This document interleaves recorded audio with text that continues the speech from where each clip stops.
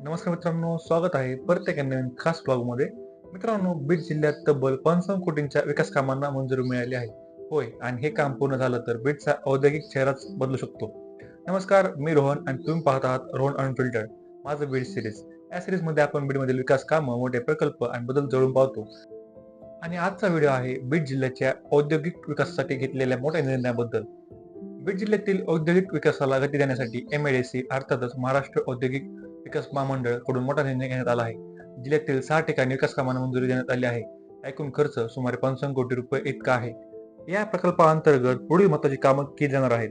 नवीन रस्त्यांची उभारणी, drainage system व व्यवस्थित स्ट्रीट लाईट्स, पाण्याचे पाईपलाईन, रस्ता दुभाजक नव्याने बांधणे, फुटपाथ, गार्डन आणि हरितक्षेत्र करणे, तसेच विद्युत पुरवठा सुधारणा करणे.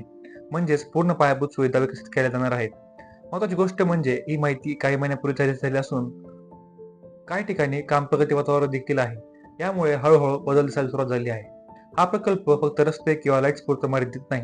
हा प्रकल्प बीडच्या औद्योगिक भविष्यासाठी खूप मोठा टर्निंग पॉईंट ठरू शकतो. कारण उद्योगांसाठी चांगली पायाभूत सुविधा तयार होईल, नवीन कंपन्या येण्याची शक्यता वाढेल, रोजगाराची संधी निर्माण होतील, स्थानिक व्यवसायांना चालना मिळेल.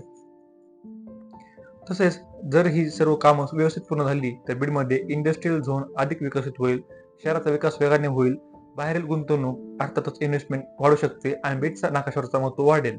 या व्हिडिओमध्ये दिलेली माहिती न्यूज रिपोर्टवर आधारित असून त्यानुसार प्रकल्पांचा आढावा घेण्यात आला आहे. तर बीडमध्ये सुरू असलेली ही मोठी औद्योगिक क्रांती खरंच शहराचा चेहरा-मोहरा बदलू शकते का? तुम्हाला काय वाटतं? यामुळे बीडमध्ये उद्योग आणि रोजगार वाढतील का? कमेंटमध्ये नक्की सांगा. आणि जर तुम्हाला बीडमधील विकास, अपडेट्स आणि ग्राउंड रियालिटी पाहायची असेल तर व्हिडिओला लाईक करा, शेअर करा आणि चॅनल सबस्क्राईब करा. कारण माझ्या बीड सिरीजमध्ये अजून खूप मोठे अपडेट्स येणार आहेत. मी रोहन, भेटूया पुढच्या व्हिडिओमध्ये. तोवर जय हिंद, जय महाराष्ट्र.